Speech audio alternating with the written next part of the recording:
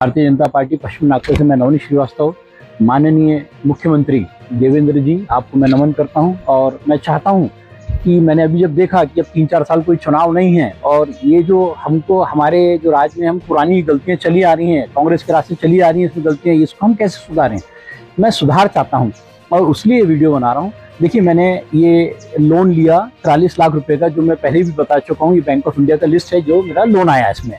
ये लोन लेने के बाद में जब मैंने लोन चुकता कर दिया, तो ये लोन लेते समय बैंक ऑफ इंडिया ने क्या किया, एक लेटर भेजा सिटी सर्वे को और मेरे प्रॉपर्टी की जो आर्थिक पत्रिका थी उस पर बोझा चढ़ा दिया। ठीक है, अच्छी बात है। अब बोझा चढ़ाने के बाद जब मैंने बैंक का पूरा पैसा वापस कर दिया, तो ये काम था बैंक का ही कि जिस तरह से उन्होंने बोझा चढ़ाया था, उन्होंने ये एक लेटर भेजना चाहिए था और बोझा हटाना चाहिए था। ये होना चाहिए ऐसा, किंतु ऐसा नहीं हुआ। उन्होंने अपने पैसे लेके इतीश्री कर ली। अब वो प्रॉपर्टी मैंने किसी को दूसरे व्यक्ति को बेची। दूसरे व्यक्ति को बेचने के बाद में वो व्यक्ति सिटी सर्वे के अपना नाम चलाने के लिए, तो पता चला कि नवनीत श्रीवास्तव के अकाउंट पे बोझा चढ़ा हुआ है। फिर उन्होंने मुझे कहा, मैं बैंक गया, बैंक से मैंने कहा, साहब आपने जब अपना बोझा चढ़ाया तो आप ही हटवाइए ना उसको। नहीं, बोले हमारा कोई लेना देना नहीं है, आपने आप पैसा दे दिया, अब आपको ये नो ड्यूज दे दिया। देखिए, उन्होंने ये नो ड्यूज दे दिया हमको। अब आप जाओ अपना देख लो क्या करना है, आपको कैसे बोझा हटाना है वो आपका काम है। देखिए, नो ड्यूज दे दिया बैंक ऑफ इंडिया ने, ये बैंक ऑफ इंडिया। अब ये लेके गया मैं सिटी सर्वे में, साहब ये नो ड्यूज आ गया है, आप इसका बोझा हटा दो। नहीं जी साहब, वो नो ड्यूज से काम नहीं होगा, आपको रजिस्टर्ड डॉक्यूमेंट बनाना पड़ेगा। मतलब सर, रजिस्टर्ड करने से क्या फर्क पड़ जाएगा? जो बैंक ने आपको एक लेटर दिया और वो लेटर के बेस पे ना रजिस्टर्ड था ना कुछ था, तब आपने तो बोझा चढ़ा दिया, तब आपने कोई रजिस्टर्ड डॉक्यूमेंट मांगा नहीं उनसे।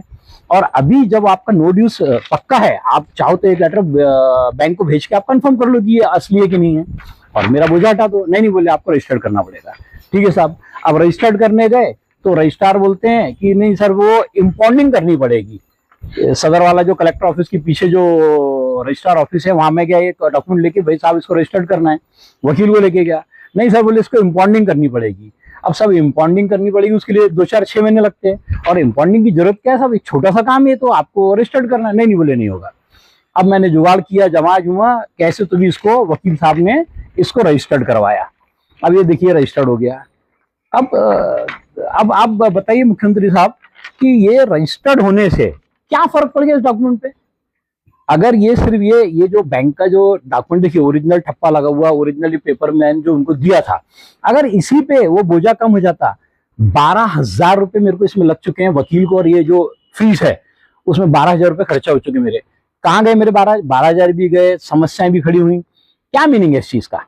और उसके बाद में मैं कल गया, कल जाने के बाद में देखिए ये देखिए, ये 17/2/26 कल ये रिसीव कराया मैंने, जबकि दिया मैंने 6/6/2025 को एप्लीकेशन, 6/6/2025 को एप्लीकेशन दी थी तो ये बोझा हटाने की। सर, कल उन्होंने, पटवारी ने मेरे को क्या कहा, नहीं सर ये डॉक्यूमेंट नहीं चलेगा आपका रजिस्टर्ड, इसका वो लेके आओ, क्या इंडेक्स 2 लेके आओ।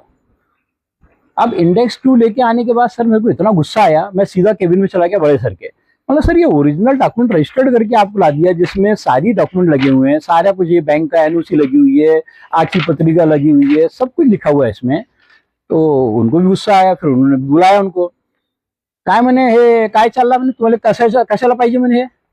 तब उन्होंने उनको डांटा, तब जाके उन्होंने बोला कि साहब इसको जमा करो। ये देखिए मैं जमा करके कल रिसीव लेके आया हूँ, ये देखिए 17/2/26। अब ये कब हटेगा, इसमें से बोझा हटेगा?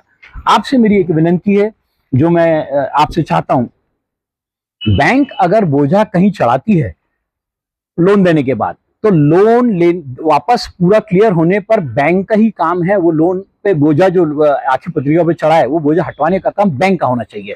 और जिस लेटर पे सिटी सर्वे ने एक लेटर पे जो बोझा चढ़ाया, उसी बैंक के लेटर पे वो बोझा हटना चाहिए, पहली चीज।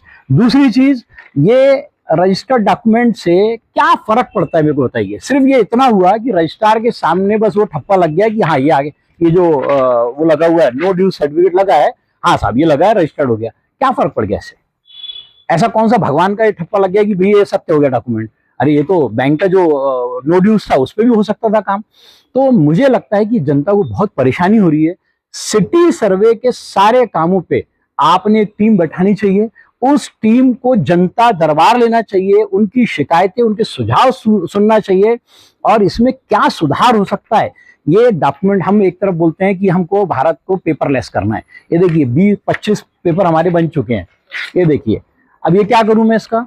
तो ये चीजों से आदमी परेशान हो रहा है। आपसे मैं विनती करता हूं, और आप ये कर सकते हैं क्योंकि आपके अंदर वो काबिलियत, वो चीज है और आपकी सोच वैसी है। इसलिए आपसे एक रिक्वेस्ट कर रहा हूं। जय हिंद, जय भारत। मैं विश्वास करता हूं कि काम आप करेंगे।